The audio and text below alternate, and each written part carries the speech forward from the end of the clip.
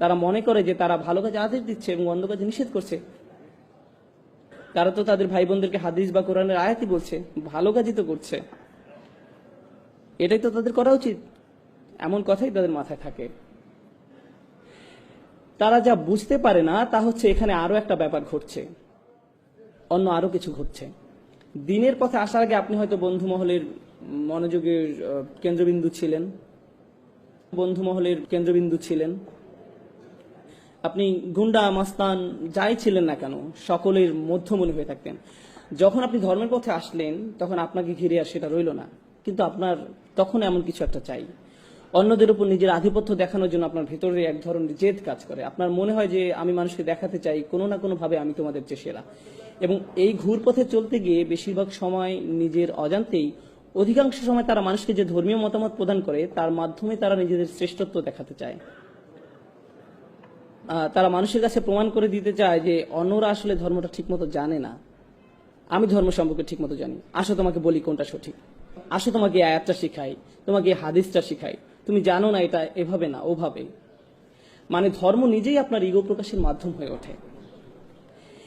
এমন ঘটনা খুবই দুঃখজনক, কারণ ধর্ম নাজিল হয়েছিল যেন আমরা নিজেদের বিনয়ী করে তুলি, কিন্তু এখন আমরা সেই একই ধর্ম ব্যবহার করছি নিজেদের অহংকার প্রকাশ করতে, দাম্ভিকতা প্রকাশ করতে।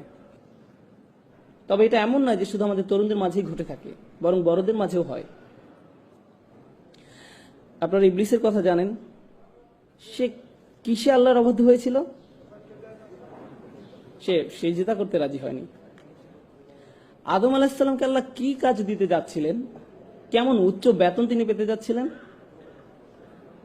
আদম আলাহিসাল্লাম কি পদোন্নতি পেতে যাচ্ছিলেন, যেটা দেখে ইবলিস বলে উঠছিল না না না না না আমি এই কাজের জন্য বেশি উপযুক্ত। কি ছিল সেই কাজ?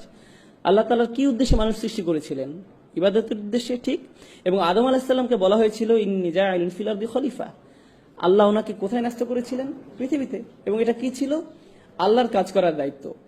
এটা একটা ধর্মীয় উপাধি। আরো সহজভাবে যদি বলি, আদম আলাহিসাল্লামকে ধর্মীয় সম্মাননা দেওয়া হয়েছিল, দুনিয়াবী সম্মান না। উনাকে কোনো উচ্চ বেতন বা বিলাস বাড়ি দেওয়া হয়নি, ওনাকে ধর্মীয় মর্যাদা দেওয়া হয়েছিল।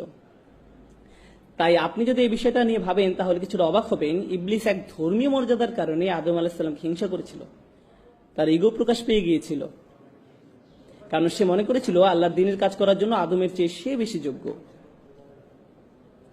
দ্বীনের কাজ করার জন্য আমি বেশি যোগ্য। এবং এই অহংকার প্রকাশ পেয়ে যায় যখন কেউ দাবি করে যে মসজিদের সভাপতি হওয়ার জন্য আমি বেশি উপযুক্ত, সভাপতি পদের জন্য আমি বেশি উপযুক্ত। তাকে কেন বেছে নেওয়া হলো? কেন তাকে এই কাজ দেওয়া হলো? কেন আমাকে নেওয়া হলো না? এটা একটা ধর্মীয় কাজ, সভাপতি হলে আপনাকে টাকা দেওয়া হবে না, মসজিদ পরিচালনার জন্য তো আপনাকে নতুন গাড়ি দেওয়া হবে না। কিন্তু তারপরও আমেরিকা জুড়ে আমরা দেখতে পাই কিসের জন্য মানুষ জান দিয়ে লড়ে যাচ্ছে? ধর্মীয় খেতাবের জন্য। মসজিদ পরিচালনা কে থাকবে? কার কথা শোনা হবে? কিন্তু কেন? এই রোগের সূচনা কোথায় হয়েছিল? সেই কাহিনী যথেষ্ট পুরানো। এই রোগের ভাইরাস ইবলিসের থেকে শুরু হয়েছিল। সে ওই ধর্মীয় কর্তৃত্ব চেয়েছিল। মূল বিষয় হচ্ছে এটা এক প্রকার অসুখ, এবং এটা যদি কারো মাঝে থাকে তাহলে তার সেটা অতি সত্বর চিহ্নিত হওয়া উচিত। যখন আপনার মনে হয় ভাগ্যিস আমি ছিলাম, না থাকলে এই মানুষদের একদম বিপদে চলে যেতে হতো, এদের সঠিক পথ দেখানোর জন্য অন্তত আমি আছি, যদি এটা আপনার মনোভাব হয়, আপনি ভয়ঙ্কর সমস্যায় আক্রান্ত। সত্যি আপনি ভীষণ সমস্যায় আছেন, কারণ আপনি ভাবছেন এই দিন কার উপর নির্ভর করে? আপনার উপর। দিনের আমাদেরকে প্রয়োজন নেই, আল্লাহর দিনকে আমাদের প্রয়োজন, কিন্তু আল্লাহর দিনের আমাদেরকে প্রয়োজন নেই। আল্লাহ গানিয়ুল হামিদ, আল্লাহ সুবহানাহু ওয়া তাআলা সমস্ত প্রয়োজন থেকে মুক্ত, তার আমাদেরকে প্রয়োজন নেই। আমাদের নিজেদের আরো বিনয় হওয়া দরকার। আমি এতক্ষণ ধর্মীয় দৃষ্টিকোণ থেকে ইগোর কথা বলছিলাম, কিন্তু পরিবারের মাঝেও দেখা যায় যে আমরা বলছি আমি মারা গেলে এই পরিবার দেখাশোনা কে করবে, কে বিল পরিশোধ করবে, আমি না করলে কে এসব করবে, এমন ভাবনা আপনার মনে আসে, ঠিক। কিন্তু আপনারা জানেন আমাদের মৃত্যু কবে হবে সেটা নির্ধারণ করা আছে। কিন্তু আপনি যতই ভাবুন না কেন যে আমার এত টাকা জমাতে হবে বা অত টাকা জমাতে হবে, আমাকে প্রমোশন পেতে হবে বা ইত্যাদি, আপনি চিন্তা করেন আপনাকে কি কি করতে হবে। কিন্তু যদি আল্লাহ তাআলা ঠিক করেন যে আপনি আজ রাতে মারা যাবেন, তাহলে যা নির্ধারিত তাই হবে। এবং আমি চলে যাওয়ার পর আমার সন্তান, আমার স্ত্রী, আমার স্বামী, যেই হোক না কেন, আল্লাহ তাআলা ইতিমধ্যেই তাদের দেখাশোনা করছেন। এটা কখনোই ভাবা উচিত না যে আমি তাদের দেখাশোনা করছিলাম, আল্লাহ তাআলা তাদের খেয়াল রাখছিলেন। আমি নিজেকে ভোলাচ্ছিলাম এই ভেবে যে সবকিছু আমার উপর নির্ভর করে। কোনো কিছু আমার উপর নির্ভর করে না। কারো ভালো করার ক্ষমতা আমার নেই, সকল ক্ষমতা আল্লাহর। যেহেতু ইগোই মূল সমস্যা, ইগো কোত্থেকে আসে? আপনার মধ্যে ইগো তখনই জন্মায় যখন আপনি সত্যিকার অর্থে আল্লাহর মহত্বকে মূল্যায়ন করতে ব্যর্থ হন। যখন আপনি আল্লাহকে সমাদর করতে জানেন না, তখন আপনি আল্লাহকে প্রশংসা করার স্থানে নিজের ব্যাপারে উচ্চ ধারণা পোষণ করেন। এখান থেকেই অহংকারের শুরু। সমস্যাটার গোড়া এখানেই। সুতরাং ইনশাআল্লাহ প্রথমে যে বিষয়টা আমি বলতে চাই তা হলো, সেসব মানুষ যারা ধর্মের লেবাস পরে থাকে, তারা দেখতে ধার্মিক, তাদের কথাবার্তা ধার্মিক, তাদের জ্ঞান আছে, আল্লাহ তাআলা যেন আমাদেরকে এইসব হতে রক্ষা করেন। এটা খুবই ভয়াবহ সমস্যা। এদেরকে যে মানুষটা দাঁড়িয়ে নেই তার চেয়ে বেশি প্র্যাকটিসিং মনে হয়। অনেক বোনদের, যেসব বোনরা হিজাব পালন করে না, তাদের চেয়ে বেশি আল্লাহ ভীরু মনে হতে পারে। তাদেরকে বাইরে থেকে দেখতে খুবই ভালো লাগে, কিন্তু তাদের মধ্যে ইগো আছে। আপনার ভিতরে অন্যের সামনে নিজেকে মহান রূপে উপস্থাপন করার তাড়না আছে। আপনার মনে হয় যে আপনি বেশি ধার্মিক, আপনি বেশি যোগ্য, আপনি অন্যদের থেকে ভালো অবস্থানে আছেন। আর আপনি যদি মনের ভিতর আরেকজন মুসলিমকে ছোট করে দেখেন, তার অবস্থা যেমনই হোক না কেন, আপনি যদি এটা করেন, তাহলে আপনার হৃদয়ে যে জিনিসটা বাসা বেঁধেছে তা হলো কিবর, অহংকার। আর আমরা রাসূল সাল্লাল্লাহু আলাইহি ওয়াসাল্লামের উপদেশ থেকে জানতে পারি যে যাদের হৃদয়ে সরিষার দানা সমান, অর্থাৎ বলতে গেলে কিছুই না, এমন অনুপরিমাণ অহংকার থাকে, তাদের জন্য জান্নাতের দরজা খোলা নেই। অনুপরিমাণ অহংকার থাকে, জান্নাতের দরজা তার জন্য খোলা নয়। তাই আমি যেটা বলতে চাচ্ছি তা হলো, ধরুন একজন মুসলিম খারাপ কাজ করে, হয়তো সে মদ পান করে বা অন্য যে কোনো ধরনের খারাপ কাজ করে। তার খারাপ কাজগুলো বাহ্যিক, চোখে দেখা যায়, কিন্তু আপনার খারাপ কাজটা কোথায় ঘটছে? অন্তরের মধ্যে। বাইরে থেকে আপনাকে দেখতে ভালোই লাগে, মনে হয় যে আপনি ঠিকঠাকই আছেন। নিঃসন্দেহে সেই লোকটা খারাপ কাজগুলোর কারণে শাস্তিযোগ্য, কিন্তু আপনার অহংকারটাও কি শাস্তিযোগ্য নয়? আর যদিও কেউ তার কাজগুলোকে উপেক্ষা করছে না, কিন্তু যদি তুলনা করা হয়, তাহলে আপনার আর তার মধ্যে কার সমস্যা দূর করা বেশি কঠিন? এদিকটা ভেবে দেখুন তো। অহংকার দূর করাটা বেশি কঠিন। কেন? কারণ আপনি একে দেখতেও পান না। সেই মানুষের মদ পান তো সবাই দেখতে পায়, এ নিয়ে তার সাথে কথা বলা যাবে, কিন্তু আপনার অন্তরের এই ব্যাপারটা সমাধান করা অনেক বেশি কষ্টের। কারণ এটার অবস্থান হৃদয়ের গভীরে, যার একমাত্র ব্যক্তি আপনি অনুধাবন করতে পারেন। অন্য কেউ আপনাকে এটা বলতে পারবে না। যদি এটা থাকে তাহলে আপনার ভেতরে আছে। আর আমি যখন আপনাদের এই ব্যাপারগুলো বলছি, এই সময় আপনার মনে হতে পারে এই মুহূর্তে আমার অহংকারে একজনের কথা মনে পড়ছে, যার এই কথাগুলো শোনা উচিত। অন্য কারো ব্যাপারে চিন্তা করবেন না, তাহলে স্বয়ং আপনার মধ্যেই অহংকারের চিহ্ন আছে। কার কথা আপনার মনে আসা উচিত? আপনার নিজের কথা। ধর্মের নসিহতগুলো সর্বপ্রথম নিজের জন্য প্রযোজ্য, অন্যের জন্য নয়। সর্বপ্রথম কার জন্য প্রযোজ্য? নিজের জন্য। আমরা এতই অন্ধ হয়ে গেছি যে আমরা ভাবি কোরআনের আয়াতগুলো, রাসূল সাল্লাল্লাহু আলাইহি ওয়াসাল্লামের হাদিস বা উপদেশগুলো সব অন্যদের জন্য, নিজের জন্য না। কোনো কিছু শোনার সাথে সাথে অন্যকে বলার জন্য আপনি পেরেশান হয়ে যান। সেগুলো প্রথমে কার মানার কথা ছিল? কার সেগুলো প্রথমে অনুসরণ করার দরকার ছিল? আপনার নিজের। এই ব্যাপারটা আমাদের অবশ্যই মনে রাখতে হবে। আল্লাহর দ্বীনের ক্ষেত্রে আমরা অনেক বেশি স্বার্থপর, আমরা আত্মকেন্দ্রিক, আমরা ধান্দাবাজ হয়ে পড়ি। এই ব্যাপারটা আমাদের অবশ্যই মনে রাখতে হবে। যখন একজন স্বামী স্ত্রীর দায়িত্ব কর্তব্য সম্পর্কে কোনো হাদিস শোনে, তখন সে কি করে? সে তার স্ত্রীকে যেয়ে বলে, এই জানো আজ কি শুনেছি, মনে রেখো।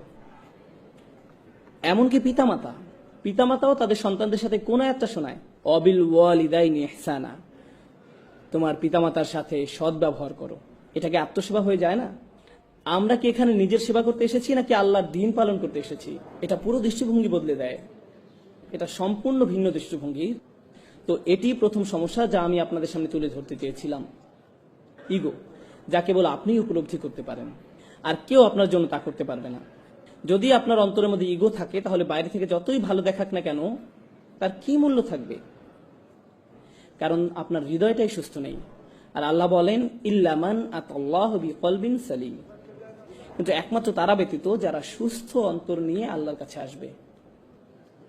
তাই আমাদের ভিতরের এই ইগোটাকে ঠিক করতে হবে। দ্বিতীয় পয়েন্টে যাওয়ার আগে আমি আপনাদের কিছু টিপস বলি কিভাবে বুঝবেন যে আপনার মধ্যে ইগো আছে। যদি কেউ আপনাকে কোনো বিষয় শুধরে দেয় আর আপনি খুবই অপমানিত বোধ করেন, আপনার যদি মনে হয় তুমি কিভাবে আমাকে এটা বলতে পারো, নিজেকে কি মনে করো, তার কি এমন যোগ্যতা আছে যে আমার ভুল ধরিয়ে দেয়? এটা যদি আপনার প্রথম প্রতিক্রিয়া হয়, তবে আপনার মধ্যে ইগো সমস্যা আছে। সেই লোকটা যদি ভুলও হয়ে থাকে, তার হয়তো সেটা বলা উচিত হয়নি, তারপরও আপনার প্রাথমিক প্রতিক্রিয়া এমন হবে না যে সে কে এটা আমাকে বলা, বরং আপনার প্রতিক্রিয়া হবে হয়তো এই মন্তব্যের মধ্যে দিয়ে আল্লাহ আমার নিজের কোনো অনুচিত কাজের দিকে মনোযোগ দিতে বলছেন। আচ্ছা, এটা যদি 100% সত্য নয়, কিন্তু তার কথার মধ্যে সামান্য অংশ কি সত্য? এর মাঝে কি 1% সত্য, 0.5% সঠিক? তার কথার মধ্যে যতটুকু সত্য ততটুকুই আমি গ্রহণ করি। আমার নিজেকে বাঁচাতে হবে। সে কে আমাকে এগুলো বলার? নিজের মধ্যে এমন মানসিকতা গড়ে তুলবেন না। বাজে কথার মধ্যে থেকেও ভালোটুকু বের করে আনুন, আর বাকিটা বাদ দিন। যদি আপনার ভিতরে সব আলোচনা অংশ নেওয়ার তাড়না কাজ করে, যদি আপনার মনে হয় যে আলোচনার মধ্যে যে কোনো ভাবেই নিজের মতামত শোনাতেই হবে, আলোচনা শেষে আপনার মত গ্রহণ না করা হলে যদি আপনি খুবই অপমানিত বোধ করেন, হয়তো আপনি একটা মত দিয়েছেন, অন্যজন আরেকটা মত দিয়েছে, আর শেষে তার মতটাই গ্রহণ করা হয়েছে, আর তখন আপনি রাগান্বিত হয়ে সেখান থেকে চলে গেলেন, তাহলে আপনার ইগো প্রবলেম আছে। বিশেষ করে ধর্ম সম্পর্কিত কোনো ব্যাপারে হতে পারে, কোনো মসজিদে বসে কয়েকজন আলোচনা করছে যে তাদের কি করা উচিত এই ব্যাপারে, সেখানে আপনি আপনার মতামত দিলেন, সাথে অন্যরাও দিল, আর এই আলোচনা আল্লাহ সন্তুষ্টির জন্যই হচ্ছে, তাই না? আপনি মসজিদ বিষয়ে অথবা অন্য কোনো ব্যাপারে যে মতামতটা দিলেন, সেটা কাকে খুশি করার জন্য? আল্লাহকে খুশি করার জন্য। আপনি তো সেটা নিজের জন্য দেননি, দেখা যাক আমার মতে প্রাধান্য পায় কিনা, এটা তো আপনার লক্ষ্য ছিল না। আর যদি সেজন্যই দিয়ে থাকেন, তাহলে আপনার চিন্তার মধ্যে সমস্যা আছে। তো আপনি যদি প্রকৃতপক্ষে আল্লাহর সন্তুষ্টির জন্য কোনো বিষয়ে আন্তরিক মতামত দেন, তাহলে ইতিমধ্যেই কি আপনার পক্ষে সব লেখা হয়নি? আল্লাহ সন্তুষ্টির জন্য কোনো বিষয়ে আন্তরিক মত দেন, তাহলে কি আপনার জন্য সব পেয়ে গেলেন না? হ্যাঁ, আল্লাহ আপনাকে আপনার প্রাপ্য পুরস্কার দেবেন। তাই লোকের আপনার মতামত গ্রহণ করুক আর না করুক, আপনি ইতিমধ্যে সব পেয়ে গেছেন। তাই লোকের আপনার মতামত গ্রহণ করুক আর না করুক, সেটা আপনার কাছে কোনো গুরুত্বপূর্ণ ব্যাপার নয়, কারণ আপনি যে জিনিসটা চেয়েছিলেন তা তো আপনি পেয়ে গেছেন। কিন্তু আপনার নিয়ত যদি আল্লাহ সন্তুষ্টির জন্য না হয়ে নিজের মতামতের প্রাধান্য হয়, তাহলে আপনি বলবেন, না, আমি আমার মত দিয়েছি যাতে এটাই প্রধান মত হয়, আর সেটা না হওয়াতে আমি অপমানিত বোধ করছি। এভাবে নিজেকে সহজেই যাচাই করা যেতে পারে। অন্যকে আপনার ইগো চেক করতে পারবে না। যদি আপনি কষ্ট পান, তাহলে নিজেকে নিজে প্রশ্ন করুন। এই ব্যাপারগুলো চর্চা করা অনেকটাই কঠিন, তারপর আমাদের নিজেদেরকে যাচাই করা চালিয়ে যেতে হবে। সুতরাং প্রথম সমস্যাটা হলো ইগো, যাদেরকে বাইরে থেকে ধার্মিক মনে হয়, কিন্তু ভেতরে নিজেদের অন্য থেকে বড় করে উপস্থাপন করার তাড়না কাজ করে। দ্বিতীয় সমস্যাটাও অনেকটা একই ধরনের। বাইরে থেকে ধার্মিক মনে হয়, বেশ ভালো লাগে, জ্ঞানী মনে হয়, মুখে ভালো কথাও বলে, ভালো পোশাক পরে, সবকিছুই চমৎকার, তাকে দেখে যে কেউ বলবে এই ভাইটা আসলে অসাধারণ একজন মানুষ। কিন্তু ভেতর ভিতরে কি হয় জানেন? প্রথম ক্ষেত্রে নিজের মধ্যে ইগো জন্ম নেয়, আর দ্বিতীয় সমস্যা হলো হৃদয় কঠিন হয়ে পড়ে। তখন আল্লাহর কথা আপনাকে আর নাড়া দেয় না, কোরআন শুনেও আপনি কিছু অনুভব করেন না। অনেক দিন হয়ে গেছে আপনি সালাতে দাঁড়িয়ে কাঁদেন না, আপনার হৃদয়ে কোনো অনুভূতি ছুঁয়ে যায় না। আপনি নিয়মিত এগুলো শুনছেন, কিন্তু আপনার সবসময় মনে হয় আমি তো এগুলো আগে থেকেই জানি, এগুলো আগে থেকেই জানি, আমার এসব শুনে লাভ নেই, এগুলো তো আমি অনেক আগেই শুনেছি, আমি জানি এরপর কি বলবেন। সালাতে দাঁড়িয়ে আপনি ভাবতে থাকেন ইমাম সাহেবের তেলাওয়াত আরো শুদ্ধ হতে পারত, তার কলকলাটা আরো ভালো হতে পারত, তিনি মতটা যথেষ্ট লম্বা করেননি, গুন্নাটা, এসবই আপনার সালাতের মাঝে হচ্ছে। এটা কিসের লক্ষ্য জানেন? আপনার তাজবিদ ভালো, কিন্তু হৃদয় কঠিন। আল্লাহর কালামও কি আপনাকে নাড়া দেওয়ার জন্য যথেষ্ট নয়? সেগুলো শুনেও কি আপনার হৃদয় বিগলিত হয় না? আপনি কেবল সেগুলো কি অবচেতন মনেই শুনে যান?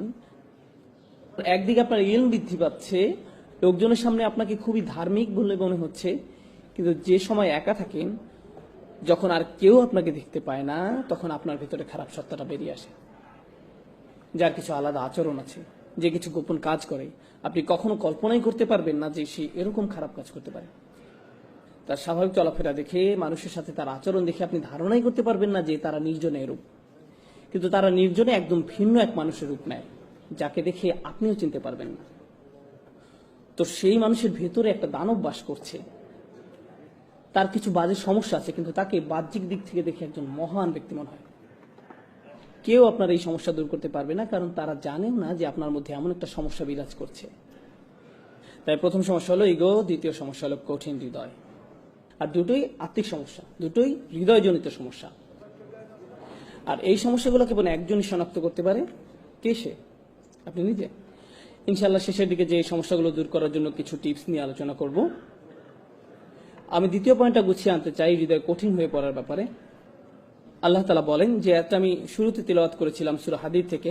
আল্লাহ প্রথমে আহলে কিতাবদের সাথে পড়ে আমাদের সাথে কথা বলছেন।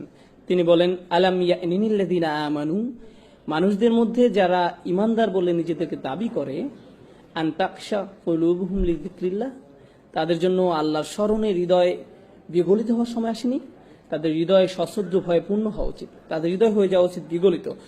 যখন আপনার পেশি নরম আর দুর্বল হয়ে পড়ে, জানেন সেটা আসলে খুশ, তখন আপনাকে শক্তিহীন মনে হয়, আপনার মনে হয় কেউ আপনাকে বশীভূত করে ফেলেছে। আল্লাহ বলেছেন তাদের হৃদয় আল্লাহর ভয়ে তাঁর কথা স্মরণ করে বশীভূত হয়ে পড়া উচিত। যারা বিশ্বাসী তাদের জন্য কি আল্লাহ স্মরণে হৃদয় গলে যাওয়ার সময় আসেনি? ওমা নাযালা মিনাল হক, এবং যে সত্য অবতীর্ণ হয়েছে তার কারণে। কি সেটা? কি সত্য অবতীর্ণ হয়েছে? আল কোরআন। এরপরে আল্লাহ একে আয়াতে বলছেন ওয়ালা ইয়াকুনু কাল্লাযীনা উতুল কিতাবা মিন ক্বাবল, তোমরা তাদের মতো হয়ো না যাদেরকে পূর্বে কিতাব দেয়া হয়েছিল। ফাতালা আলাইহিমুল আমাদ, এরপর একটা বড় সময় অতিক্রান্ত হয়ে গেছে, তার মানে তারা এই কিতাব ধারণ করেছিল দীর্ঘ সময়ের জন্য। যখন তারা এভাবে কিতাব ধারণ করেছিল, আপনারা জানেন যখন প্রথম ধর্মীয় অনুশাসন শুরু করেন তখন আপনি উত্তেজিত থাকেন, এই উত্তেজনা এক সময় চলে যায়, যা থাকে তা হলো বহিরাবরণ। ফাকাসাদ কুলুবুহুম, এরপর যা ঘটে তা হলো অন্তর কঠিন হয়ে যায়। একটি দীর্ঘ সময় অতিক্রান্ত হওয়ার পর ধর্মীয় কার্য সম্পাদন একটা রুটিনে পরিণত হয়। এমন কিছু তারা করে যা শুধু করতে হয়, তারা এটা করছে কারণ এটা করতে তারা অভ্যস্ত। কিন্তু এটা আর এমন কিছু নয় যা তাদের হৃদয়কে আলোড়িত করে, তাদের হৃদয় কঠিন হয়ে গেছে। যখন আপনার অন্তর কঠিন হয়ে যায় তখন কলুষিত হওয়ার ভয় আপনার জন্য খুব বেশি।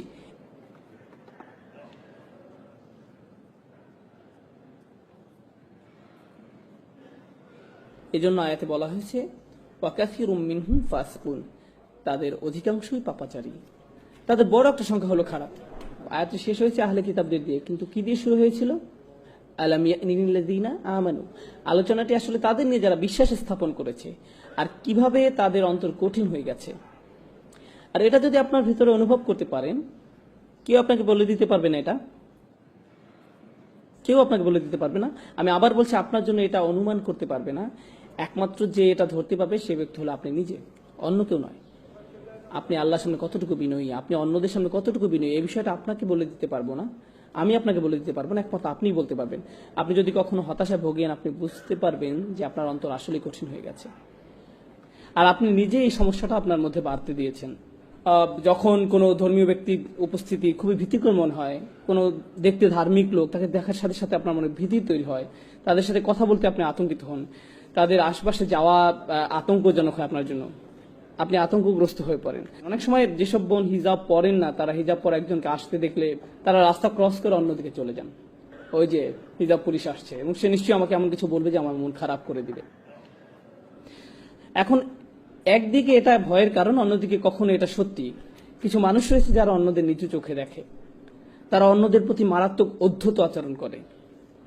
এখন আপনি আমাকে বলুন, কিছুদিন আগেও না আপনি পার্টি মাতিয়ে রাখতেন? যারা আপনার সাথে এভাবে কথা বলে তাদের আপনি কিভাবে জবাব দেন? আপনি কি ভুলে গেছেন যে আপনি কোথা থেকে এসেছেন, আল্লাহ আপনাকে কোথায় নিয়ে এসেছে? কারণ মানুষ ভুলে যায় যে তারা কি ছিল আর আল্লাহ তাদের কোথায় এনেছেন। তারপর কয়েক বছর অতিক্রান্ত হবার পর যখন তারা ভালো হয়ে যায়, তখন এমন কাউকে দেখলে তারা বলে আস্তাগফিরুল্লাহ, সে এমন কিভাবে হলো? আপনি কোথায় ছিলেন? এই লোককে দেখে তো আপনার শিক্ষা নেওয়া উচিত, আপনি তো ঠিক তার মতোই ছিলেন।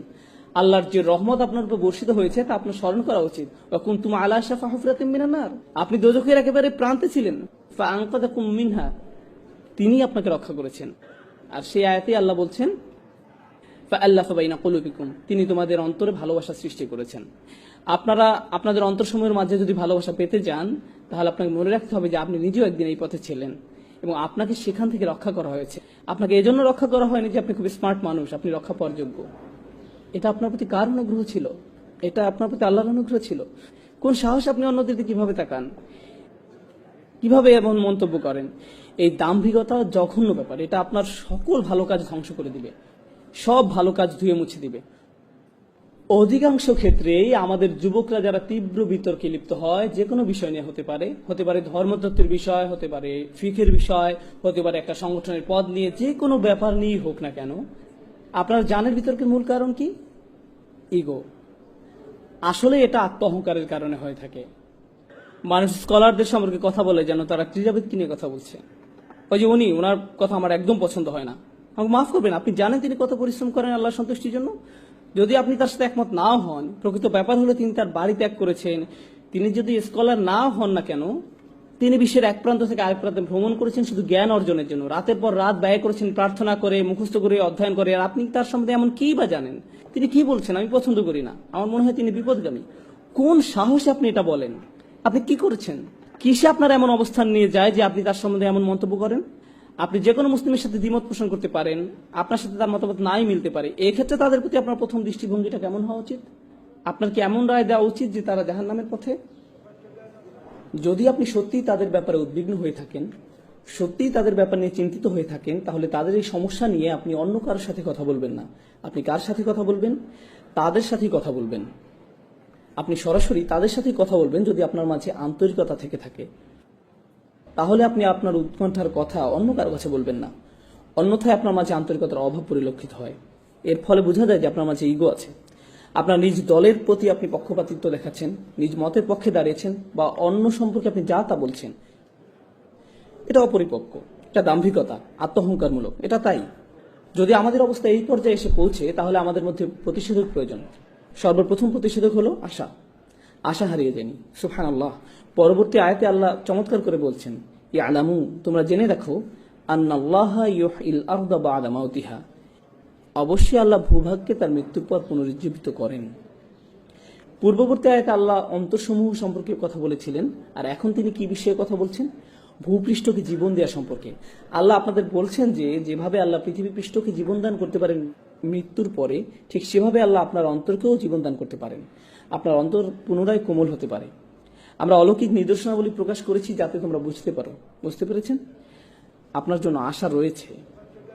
আপনি আপনার অন্তরকে পরিষ্কার করে নিতে পারেন, এটা সম্ভব। আল্লাহ যদি শুষ্ক জমিনে প্রাণের সঞ্চার করতে পারেন, তিনি আপনার অন্তরকেও পুনরায় জীবিত করতে পারেন। এখন চিকিৎসার ব্যাপারে আলোচনা করা যাক। এই চিকিৎসা কি? আপনি আপনার ইগো সমস্যার সমাধান কিভাবে করবেন? প্রথম যে বড় বিষয়টি আপনার অন্তর পরিষ্কার করতে সহায়তা করবে তা হলো আল্লাহর স্মরণ। প্রথমে এই বিষয়টি আপনাকে আয়ত্ত করতে হবে। কত ঘন ঘন আপনি আল্লাহকে স্মরণ করেন। আল্লাহকে স্মরণ করা মানে শুধু এইসব কথা বলা নয় যে সুবহানাল্লাহ, আলহামদুলিল্লাহ, আল্লাহু আকবার, লা ইলাহা ইল্লাল্লাহ, এগুলো উচ্চারণ করাই নয়। নিশ্চয়ই এগুলো খুবই গুরুত্বপূর্ণ জিকির যা আমরা রাসূল সাল্লাল্লাহু আলাইহি ওয়াসাল্লামের সুন্নাহ থেকে জানতে পারি। কিন্তু এই জিকিরগুলো যদি চিন্তাহীন হয়, আপনি যদি এগুলোর অর্থ বা মহত্ব না বুঝেন, এগুলো নিয়ে চিন্তা ভাবনা না করেন, তাহলে এটা জিকির নয়। এতে শুধুমাত্র মুখস্থটা আরেকবার রিভিশন দেওয়া হয়। আলহামদুলিল্লাহ অর্থ হলো সকল কৃতিত্ব, সুনাম, প্রশংসা আল্লাহর জন্য। আল্লাহকে সবকিছুর জন্য প্রশংসা করতে হবে এবং ধন্যবাদ দিতে হবে। ধরুন কখন আপনার একটা খারাপ দিন গেল, আপনি কি বলবেন? আলহামদুলিল্লাহ। আমি শুধু আল্লাহকে ধন্যবাদ দিই না, তার প্রশংসাও করি। যাই এখন ঘটছে তা অবশ্যই ভালো, এবং এটা এত ভালো যে আমি এর জন্য তার কৃতজ্ঞতা প্রকাশ করি। আর আমি শুধু তার কৃতজ্ঞতা প্রকাশ করি না, আমি তার প্রশংসাও করি। কি দারুণ কাজ তিনি করেছেন। আপনি সমস্যায় পড়া সত্ত্বেও বলেন আলহামদুলিল্লাহ। যখন আপনি এর অর্থ বুঝে বলবেন, তখন এটা অন্য কিছু। এখন আপনি আসলেই আল্লাহকে স্মরণ করছেন। আল্লাহর এই প্রশংসা, আল্লাহকে কৃতিত্ব দিয়ে আপনাকে আপনার নিজ সম্পর্কে শিক্ষা দেয়। কি শিক্ষা দেয়? যখনই কোনো ভালো কাজ আপনি মনে করেন যে আপনি করেছেন, আপনার কি করা উচিত? আলহামদুলিল্লাহ বলা উচিত। আপনি আসলে কাকে এই কাজের কৃতিত্ব দিচ্ছেন? আল্লাহকে। আপনি কোনো বক্তব্য দেওয়ার পর হয়তো কেউ এসে আপনাকে বলল, ভাই দারুণ বক্তব্য দিলেন, আপনি হেসে বলেন আলহামদুলিল্লাহ, আমি জানি ভালো হয়েছে। তাহলে এই আলহামদুলিল্লাহ আসলে আলহামদুলিল্লাহ নয়। এভাবে বলার মাধ্যমে আপনি আপনার নিজের প্রশংসাই করলেন। প্রশংসা পেলে কিভাবে অস্বস্তিতে পড়তে হয় আপনাকে তা শিখতে হবে। প্রশংসা আপনার মাঝে যেন বিনয় নিয়ে আসে। আল্লাহকে কৃতিত্ব দেওয়ার ক্ষেত্রে আপনাকে দ্রুত হতে হবে এবং একই সাথে নিজেকে বিনম্র করতে হবে। ভাই আপনি জানেন না, আপনি জানেন না, আপনার এভাবে বলা ঠিক নয়। আমি আসলে কিরকম তা আমি জানি না, আল্লাহ জানেন, শুধুই আল্লাহ জানেন। আপনার প্রশংসা আমার দরকার নেই, আমার দরকার আপনার দোয়া। আমি চাই না আপনি প্রশংসা করুন। ওরা আমি খুবই ভালো এটা আপনি আমাকে বলার দরকার নেই। না, আমি আপনার কাছ থেকে এটা শুনতেও চাই না। এটা আসলে আমাকে সাহায্য করে না, এটা আমার ক্ষতি করে। কারণ কেউ যখন আমার প্রশংসা করে, তখন এটা আমার মাঝে কি জাগিয়ে তোলে? আমার ইগো। আর এটা মানুষের জীবনের সবচেয়ে ভয়ঙ্কর সমস্যা। তাই কেউ অন্য কারো প্রশংসা করার মাধ্যমে তার উপকার করছে না। আর নম্রতা সম্পর্কে শেষ যে বিষয়টি আমি আপনাদের সাথে শেয়ার করতে চাই, সেটা হলো যখন কেউ আপনাকে বাজে কথা বলে বা আপনাকে অপমান করে, এটা আসলে আপনাকে বিনয়ী করতে সাহায্য করে। তারা হয়তো আপনার প্রতি একটা অনুগ্রহ করলো, তারা মনে করতে পারে যে তারা আপনাকে ছোট করতে পেরেছে, কিন্তু এটা হয়তো আল্লাহর তরফ থেকে আপনার জন্য একটা মেসেজ বা একটা উপহার। এর মাধ্যমে আল্লাহ আপনাকে নম্রতা উপহার দিলেন। এই জন্য ইবনে তাইমিয়া রাহমাতুল্লাহ আলাইহি বলতেন, যখন কেউ আমাকে কষ্ট দেয় আমি মনে করি এটা আল্লাহর পক্ষ থেকে উপহার, তিনি আমাকে নম্রতা শিক্ষা দিচ্ছেন। সুবহানাল্লাহ, এটা একটা ব্যতিক্রম উদাহরণ। এরপর মানুষের উপকার করা শিখুন, শুধুমাত্র আল্লাহর সন্তুষ্টির জন্য। অনেক সময় কেউ কেউ সাধ্যের অতিরিক্ত করে ফেলে। ধার্মিকদের প্রতি এটাই আমার শেষ বক্তব্য, বিশেষ করে তরুণদের জন্য। তারা অনেক কর্মকাণ্ডে অংশ নেয়, তারা সংগঠনে অংশ নেয়, তারা দলে যোগদান করে, তারা মসজিদে যোগদান করে, তারা বিভিন্ন অনুষ্ঠানে যায়, তারা সবসময় কর্মঠ থাকে, তারা ডান বাম করতেই থাকে। এরপর কি ঘটে জানে? তারা ইচ্ছা শক্তি হারিয়ে ফেলে, তারা পুরোপুরি ক্লান্ত হয়ে যায়। যখন তারা পুরোপুরি ক্লান্ত হয়ে যায়, এরপর তারা কখনোই আগের অবস্থায় ফিরে আসতে পারে না। ভারসাম্য রাখুন, ধীরে ধীরে অগ্রসর হন। আপনাকে সপ্তাহের এক ছুটিতেই সব করে ফেলতে হবে না, অথবা গ্রীষ্মের ছুটিতেই সব করতে হবে এমন নয়, বরং ধীরে ধীরে অগ্রসর হন। ইনশাআল্লাহ আপনি গতি ধরে রাখতে পারবেন। এবং যখন আপনি শুধু আল্লাহর জন্যই কোনো কিছু করবেন এবং আপনি হতাশ হয়ে যান না, কোনো ফলাফল হচ্ছে না, এই জন্য উদাহরণ হিসাবে এই অনুষ্ঠানের কথা বলা যাক। আমাকে দাওয়াত দেওয়া হয়েছিল, আমি বলেছিলাম ঠিক আছে আমি রবিবার আসবো। শনিবার রাতে কেন নয়? কারণ তখন এখানে কেউ থাকবে না। জানেন আমার প্রথম মতামত কি ছিল? তো কি হয়েছে? আমি আপনাদের জন্য এখানে আসছি না। আমি কেন আসছি? আর বড় কোনো কারণ আছে। আপনারা আমাকে কিছু দিচ্ছেন না, কে দিচ্ছেন? আল্লাহ, ঠিক। তাই এখানে একজন থাকুক, 100 জন থাকুক, আর কেউ না থাকুক, আমি কি আমার বিনিময়ে পাবো? যদি আমার নিয়ত ঠিক থাকে, আমি পেয়েছি। যদি আমার নিয়ত ঠিক থেকে থাকে। আপনি কেন এখানে এসেছেন? কারণ আপনার বন্ধু আপনাকে আসতে বলেছে, কারণ আপনাকে আসতে জোর করা হয়েছে, কারণ আপনার গাড়ি এখনো ছাড়ছে না তাই আপনি এখানে আটকে গেছেন, এই জন্য? তাহলে আপনি কিছু অর্জন করতে পারলেন না। কিন্তু আপনার যদি এখানে আসার কারণ থাকে এরকম যে আজ রাতে আমি আল্লাহকে স্মরণ করব, আমি আল্লাহর আরো নিকটবর্তী হব, এমনকি যখন কিছু হচ্ছে না আপনি সেটার অপেক্ষায় আছেন, এই অপেক্ষার সময়টাও আপনার পক্ষে পুণ্য লেখা হচ্ছে। দৃষ্টিভঙ্গির পরিবর্তন করুন, নিয়তের পরিবর্তন করুন, ঠিক আছে? এটা আপনার জীবন ভর অনেক সাহায্য করবে। কারণ আপনি যখন কিছু করেন, যেমন প্রচারপত্র বিলি করছেন, মানুষকে প্রোগ্রামের দাওয়াত দিচ্ছেন, কিন্তু কেউ উপস্থিত হলো না, তখন আপনি মনে মনে বললেন কেউ কিছু শুনতে চায় না, কিন্তু আপনি হতাশ হয়ে পড়বেন না। কারণ কেন? কারণ আপনি প্রচারপত্র বিলি করেছিলেন কি জন্য? কেন আপনি দাওয়াত দিয়েছিলেন? কোথায়? কার কাছে আপনার প্রত্যাশা? আপনার কাজ চেষ্টা করা, ফলাফল তার কাছে। আপনি এই ফলাফলের দায়িত্ব নন। আপনি যখন এটাকে আন্তরিকভাবে মেনে নিতে পারবেন, তখন জীবন অনেক সহজ হয়ে যাবে এবং আপনি নিজের প্রতি অনেক সন্তুষ্ট থাকবেন। আপনি হতাশ হয়ে পড়বেন না। কারণ সেখানে মাত্র অল্প কিছু মানুষ, তাদের সংখ্যা আরো বেশি হতে পারতো, হ্যাঁ, সেখানে আরো মানুষ থাকতে পারতো, কিন্তু সেটি আল্লাহর হাতে। আমি কি আমার দায়িত্বটুকু পালন করেছি? আমি কি যথেষ্ট চেষ্টা করেছি? নিজেকে শুধু এটাই জিজ্ঞাসা করার আছে, এবং আমার চেষ্টা কি সত্যি আল্লাহর জন্য ছিল কিনা, নিজেকে শুধু এই প্রশ্নটি করার আছে। আমি এসব আলোচনা আনছি কারণ নিয়তে এমন কিছু নয় যে আপনি জীবনে একবার মাত্র করেন। জীবনে একবার আপনি ইচ্ছা পোষণ করেছিলেন যে আপনি আল্লাহর রাস্তায় কাজ করবেন এবং একজন ভালো মুসলিম হবেন। আপনি সেই ইচ্ছা পোষণ করেছিলেন, কিন্তু সেই ইচ্ছাতে মরিচা পড়তে পারে। ফলে আপনাকে বারবার নিয়ত ঠিক করতে হবে, আপনাকে বারবার নিয়ত ঠিক করতে হবে।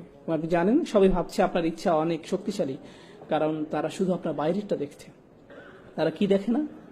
ভেতরেরটা। এবং যেহেতু তারা শুধু বাইরেরটা দেখে, তারা আপনাকে বলবেন আপনি খুবই ভালো একজন মানুষ, এবং আপনি তাদের বিশ্বাসও করা শুরু করবেন, যার ফলে আপনার সমস্যাটাকে আপনার জন্য আরো ভয়াবহ করে তুলছেন। প্রথম প্রতিকার হচ্ছে আল্লাহকে স্মরণ করা। দ্বিতীয় প্রতিকার হচ্ছে উত্তম সঙ্গী খোঁজা, এমন সহচর খোঁজা যারা আপনার চেয়ে উত্তম। তৃতীয় প্রতিকার হচ্ছে গুরুত্বপূর্ণ প্রতিকার, নিজের মুখ বন্ধ রাখতে শেখা। নিজের মুখ বন্ধ রাখতে শেখা। যদি আপনি খুব খারাপ কিছু দেখেন, তাহলে একজন মুসলিমকে উপদেশ দেওয়ার নমনীয় পন্থা খুঁজে বের করুন। এভাবে ভাবুন, আমি তাদের যে কথাগুলো বলতে যাচ্ছি সেগুলো কি তাদের ধর্মের প্রতি আরো বিমুখ করে দিবে? অথবা আমার সৌহার্দ্যপূর্ণ নমনীয় পন্থা খুঁজে বের করা উচিত, যা তাদেরকে ধীরে ধীরে ইসলামের মূল বিষয়ের সাথে আপোষ না করে দিনের পথে নিয়ে আসবে। হয়তো তাদের বন্ধুদের পরিবর্তনের মাধ্যমে, দৃশ্যপটের পরিবর্তনের মাধ্যমে, যদি তারা সামান্য একটু উপদেশ শুনতে পায়। আপনি প্রথমেই তাদের আচরণ পরিবর্তন করতে চান না, আপনি প্রথমে কি পরিবর্তন করতে চান? তাদের অন্তর। যখন তাদের অন্তর পরিবর্তন হবে, তখন ব্যবহার আপনা আপনি পরিবর্তিত হবে। বেশিরভাগ সময় আমরা মানুষের কিসের পিছনে ছুটি? আমরা তাদের ব্যবহারের পিছনে ছুটি। আপনি মানুষের ব্যবহার পরিবর্তন করতে পারবেন না, আপনি তাদের শুধু স্মরণ করে দিতে পারবেন এবং আশা করতে পারেন আল্লাহ তাদের অন্তরকে পরিবর্তন করে দিন। আপনার দায়িত্ব স্মরণ করে দেয়। আপনাদেরকে আল্লাহ রসুল মানুষদেরকে আল্লাহর সাথে শিরক করতে দেখেছেন, কুফরি করতে দেখেছেন, এবং আল্লাহ বছরের পর বছর তাকে বলেছেন ফাযাক্কির ইন্নাফাআতিদ যিকরা, ফাযাক্কির ইন্নাফাআতিদ যিকরা, স্মরণ করিয়ে দাও, স্মরণে উপকারিতা আছে। মহানবী সাল্লাল্লাহু আলাইহি সাল্লাম এই একই ধরনের খুব খারাপ মানুষদের কাছে 10 বছর দাওয়াত দিয়েছেন এবং আল্লাহ বলে গেছেন, স্মরণ করিয়ে দাও এতে কাজ হবে, স্মরণ করিয়ে দাও এতে উপকার আছে। আপনি কাউকে স্মরণ করে দিলেন, এতে কোনো ফল পাওয়া যায় না। তখন আপনি বলেন আমি তাকে স্মরণ করে দিয়েছিলাম, সে পাত্তাই দেয়নি, তাকে স্মরণ করে দেওয়ার মাঝে কোনো উপকার নেই। নবী সাল্লাল্লাহু আলাইহি সাল্লামের জীবনে দেখুন তিনি কি পরিমাণ স্মরণ করে দিতেন এবং আল্লাহ বলে যেতেন আপনি হয়তো উপকারিতা দেখতে পাচ্ছেন না, কিন্তু সেখানে উপকারিতা আছে। হ্যাঁ, উপকারিতা আছে। এবং আন্তরিকভাবে মনে করিয়ে দেয়া থেকে উপকারিতা প্রথম কে পাবে? সেই ব্যক্তি যে স্মরণ করিয়ে দেয়। কে প্রথম উপকৃত হচ্ছে? আপনি, কারণ আপনি স্বীকার করে নিয়েছেন যে শব্দগুলো আপনার মুখ থেকে বের হচ্ছে, কিন্তু প্রভাব কোথা থেকে আসবে? আল্লাহ তাআলার পক্ষ থেকে। এবং যদি আপনার কথায় কাজ না হয়, তাহলে হয়তো কার মাঝে কিছু সমস্যা আছে, আপনার মাঝে। আপনার প্রথম প্রতিক্রিয়া এমন হওয়া উচিত নয় যে তার মাঝে কিছু সমস্যা আছে, সে আমার কথা শোনে না। এটি প্রথম প্রতিক্রিয়া হওয়া উচিত নয়। আপনি জানেন নবী সাল্লাল্লাহু আলাইহি সাল্লাম যখন মানুষকে উপদেশ দিতেন, দাওয়াত দিতেন এবং তারা ওনার কথা শুনতো না, তখন ওনার মনে চিন্তা উকি দিত, হয়তো আমি আমার দায়িত্ব ঠিকভাবে পালন করতে পারছি না, হয়তো আমি এই কথাগুলো আরো ভালোভাবে বলতে পারতাম। এবং তখন আল্লাহ তাআলা তাকে মনে করে দিতেন, না না না, আপনি আপনার দায়িত্ব ঠিকভাবে পালন করেছেন, আপনার যা করার কথা আপনি তাই করেছেন, আপনি শুধু সতর্ক করে যান, আপনি শুধু সতর্ক করে যান, ফলাফল নিয়ে দুশ্চিন্তা করবেন না, আপনার যা করার কথা শুধু তা করে যান। এই লাইনগুলোর সাথে শেষ যে আয়াতটি আমার মাথায় এসেছে, আমার এটি আপনাদের সাথে শেয়ার করা উচিত, কারণ এটি এই ইস্যুর জন্য গুরুত্বপূর্ণ। ইনশাআল্লাহ দুটি আয়াত, একটি সূরা শুরা, সূরা নম্বর 42, এবং আরেকটি আয়াত যেখানে নবী সাল্লাল্লাহু আলাইহি সাল্লামকে উপদেশ দেওয়া হয়েছিল, সূরা আলে ইমরান। তার মানে দুটি আয়াত। সূরা শুরা, ওয়ামা তাফাররাকু ইল্লা মিন বাদি মা জাআহুমুল ইলম বাগয়াম বাইনাহুম। তাদের কাছে জ্ঞান আসার পরই তারা পারস্পরিক বিভেদের কারণে মতভেদ করেছে। যতক্ষণ তাদের কাছে জ্ঞান আসেনি, ততক্ষণ তারা নিজেদের মাঝে মতভেদ করেনি। তার মানে কারা এখন মতপার্থক্য করছে? জ্ঞানী মানুষেরা। কিসে জ্ঞানী? বিজ্ঞান, পদার্থবিজ্ঞান, রসায়ন, জীববিজ্ঞান। কিসে তারা জ্ঞানী? ধর্মীয় জ্ঞানী, ধর্মীয় জ্ঞানী, আসমানি কিতাবে জ্ঞানী, সুন্নতে জ্ঞানী। জ্ঞানী হওয়ার পর তারা কি করছে? মতবিরোধে পতিত হচ্ছে। কেন? আল্লাহ তাআলা বলে দিচ্ছেন বাগিয়াম বাইনাহুম, একজন আরেকজনের উপর কর্তৃত্ব করার জিদ থেকে। তাদের এরূপ জিদ থাকে এবং তারা নিজেদের সেরা মনে করতে চায়। এবং কি সেই হাতিয়ার যা তাদের সেরা ভাবায়? ধর্মীয় বিষয়ে জ্ঞান। তারা এই ধর্মীয় জ্ঞানকে এমন একটা মাধ্যম বানিয়ে ফেলে যা দ্বারা তারা নিজেদের গর্ববোধকে আরো বাড়িয়ে তোলে। কি ভয়ানক অপরাধ! এই আয়াতের শেষে আল্লাহ তাআলা বলছেন, ওয়ালাউলা কালিমাতুন সাবাকাত মির রাব্বিকা ইলা আজালিম মুসাম্মা লাকুদিয়া বাইনাহুম। যদি আপনার পালনকর্তার পক্ষ থেকে নির্দিষ্ট সময় পর্যন্ত অবকাশের সিদ্ধান্ত না থাকতো, তবে তাদের ফয়সালা হয়ে যেত, তাদেরকে শাস্তি দেয়া হতো, তাদেরকে তখনই শাস্তি প্রদান করা হতো। এটি খুবই গুরুতর অপরাধ। এটি খুবই গুরুতর অপরাধ যে তারা তাদের দিনকে মতবিরোধের হাতিয়ার হিসাবে ব্যবহার করছে এবং অহংকার ছাড়া আর অন্য কিছুই তাদের জ্ঞানকে একে অপরের সাথে মতবিরোধের হাতিয়ারে পরিণত করেনি।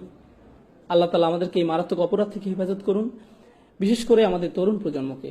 এদেশে তরুণদের যে সংস্কৃতি, আপনারা বল খেলেন, কেউ একজন আপনার সাথে ব্লক করে দেয়, এরপর কি হয়? পরের খেলায় আপনি প্রতিশোধ গ্রহণ করেন, আপনার অবস্থা পুনরায় উদ্ধার করেন, কারণ প্রতিপক্ষ আপনাকে নিয়ে হাসি ঠাট্টা করবে। এই হচ্ছে সংস্কৃতি। আমার বিরুদ্ধে তোমার এত সাহস কিভাবে হয়? এটি শুধুমাত্র খেলা নয়, এটি অহংকারের একটি পরীক্ষা। গাড়ি চালানো অবস্থায় কেউ একজন আপনাকে পেছনে ফেলে দিল, কি আপনাকে ক্রুদ্ধ করে দেবে? তুমি আমাকে তোমার হোন্ডা সিভিক দিয়ে আমার M5 কে পাস করে যাচ্ছ? না না, আমি তোমাকে দেখে নিব, আমি তোমাকে আমার ক্ষমতা এক্ষুনি দেখিয়ে ছাড়বো, আমি গ্যাস প্যাডেল 4 পর্যন্ত চাপ দিয়ে তোমাকে দেখিয়ে দেব কিভাবে কি করতে হয়। এসব কিসের বহিঃপ্রকাশ? অহংকার। এই সমাজে প্রতিনিয়ত আমাদের জানানো হচ্ছে তোমরা অহংকার বৃদ্ধি করো। সবকিছু তোমাকে নিয়ে, যে গান লেখা হয় বা গাওয়া হয়, যেমন আমার চেইন, আমার হ্যাট, আমার জুতা, আমার মোজা, যেটাই হোক, সবকিছুতে আমি আমি আমি। তুমি আমাকে ছুঁতে পারবে না, আমার দিকে তাকাতে পারবে না, আমার চোখের দিকে তাকাবে না, আমি তোমার এই করব, এরপর আমি এই করব। এসবের মানে কি? এসব কি তাৎপর্য বহন করে? অহংকার। নিজের মধ্যে অহংকারকে উস্কে দেয়, নিজের উপাসনা করা। এটা ঠিক তাই, আসলে এই ইগো আত্মপূজার দিকে ধাবিত করে। এবং এই দিন শুধুমাত্র তাদের জন্য একটি দিন যারা আল্লাহর সামনে নিজেকে নত করে দেয়। তার মানে এই আয়াতটি খুব খুব গুরুত্বপূর্ণ। সূরা আল ইমরান এর শেষ আয়াত। বিশেষ করে যারা নেতৃত্বস্থানীয় অবস্থানে আছেন, আপনাদের মাঝে যাদেরকে অন্যরা অনুসরণ করে, যারা জানে অথবা এমনকি ভাবে যে সে অন্যদের চেয়ে বেশি জানে, আল্লাহ রাসূল সাল্লাল্লাহু আলাইহি ওয়াসাল্লামকে বলছেন, ফাবিমা রাহমাতিম মিনাল্লাহি লিনতা লাহুম ওয়া লাউ কুনতা ফাযযান গালিযাল কলব লানফাদ্দু মিন হাওলিক। আল্লাহর বিশেষ দয়া ও অনুগ্রহের কারণে আপনি নবী সাল্লাল্লাহু আলাইহি ওয়াসাল্লাম সাহাবীদের প্রতি কোমল। ওয়ালাউ কুনতা ফাযযান গালিযাল কলব, যদি আপনি তাদের প্রতি শক্ত হতেন, কঠোর হৃদয়ের হতেন, অনমনীয় হতেন, জিদ করতেন, এমনকি যদি তাদের সাথে কথা বলার সময় কিছু পরিমাণ কঠোরতা প্রদর্শন করতেন, লানফাদ্দু মিন হাওলিক, তারা আপনার থেকে দূরে সরে যেত। তারা কারা? সাহাবারা আপনার থেকে দূরে পালিয়ে যেত। আপনি কে? রাসূল সাল্লাল্লাহু আলাইহি ওয়াসাল্লাম। চিন্তা করতে পারেন, সাহাবারা রাসূল সাল্লাল্লাহু আলাইহি ওয়াসাল্লাম থেকে দূরে পালিয়ে যেত। আল্লাহ বলেননি আপনি যদি সত্যের পথে না ডাকেন তাহলে তারা পালিয়ে যাবে, আপনি যদি তাদের কোরআন শিক্ষা দেওয়া বন্ধ করে দেন তাহলে তারা পালিয়ে যাবে, আপনি যদি ওহী প্রকাশ না করেন তাহলে তারা পালিয়ে যাবে। রাসূল সাল্লাল্লাহু আলাইহি ওয়াসাল্লাম কি করলে তারা পালিয়ে যাবে? তিনি এখনো কোরআন শিক্ষা দিচ্ছেন, এখনো সত্যের সন্ধান দিচ্ছেন, সবকিছুই ঠিক আছে। শুধুমাত্র কি পরিবর্তনের কথা এই আয়াতে বলা হয়েছে? যা তাদেরকে দূরে সরিয়ে দিবে, যদি তিনি সাহাবীদের প্রতি কঠোর হন, কঠিন হন, এতটুকুই যথেষ্ট, তারা দূরে সরে যাবে। সুবহানাল্লাহ, কি দারুণ শিক্ষা আল্লাহ দিচ্ছেন। আল্লাহ কি দারুণ শিক্ষা রাসূল সাল্লাল্লাহু আলাইহি ওয়াসাল্লামকে দিচ্ছেন। সর্বোৎকৃষ্ট নেতার প্রতি যদি এই শিক্ষা হয়, তাহলে কি আপনার মনে হয় না যে এটি আমাদের জন্য বেশি প্রযোজ্য? এটি অবশ্যই প্রযোজ্য। যদি আপনি কোনো নেতৃস্থানীয় অবস্থানে থাকেন, যদি আপনাদেরকে হাত ওঠাতে বলি, হাত ওঠানোর দরকার নেই, কথার কথা আমি যদি হাত দেখাতে বলতাম আপনারা কয়জন নেতৃস্থানীয় আছেন আপনি জানেন? আপনাদের প্রত্যেকের হাত ওঠানো উচিত। আপনারা প্রত্যেকেই নেতৃস্থানীয় লোক, আপনাদের সবার সে অবস্থান আছে যেখান থেকে আপনারা অন্য কাউকে উপদেশ দিতে পারেন, এবং এটি খুবই ভালো। কিন্তু আপনি কিভাবে উপদেশ দিবেন? বিশেষ করে যদি তারা মুসলিম হয়, তাদেরকে ধর্ম থেকে আরো দূরে সরিয়ে নিয়ে যাওয়ার পরিবর্তে আরো ধৈর্যশীল হন। আমি বলছি না কাউকে ভুল কিছু করতে দেখলে তা মেনে নিবেন, যদি হারাম কিছু করতে দেখেন তাহলে বলবেন দেখুন আমি জানি এটি হারাম, আমি আসলে আপনার জন্য উদ্বিগ্ন।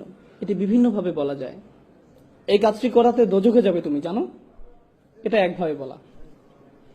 নিজের কাজের জন্য তোমার লজ্জিত হওয়া উচিত, এটা বলার একটা ধরন।